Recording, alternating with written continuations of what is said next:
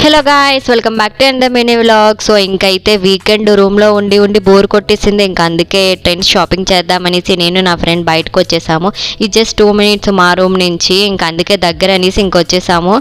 ఇంకా లోపల కలెక్షన్ చూస్తే అదిరిపోయింది అసలు.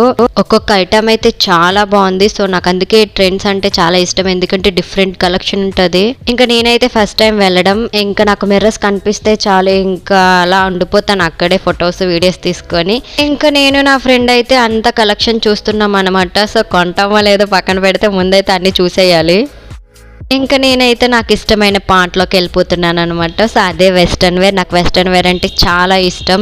అది ఇక్కడైతే కలెక్షన్ అదిరింది అసలు.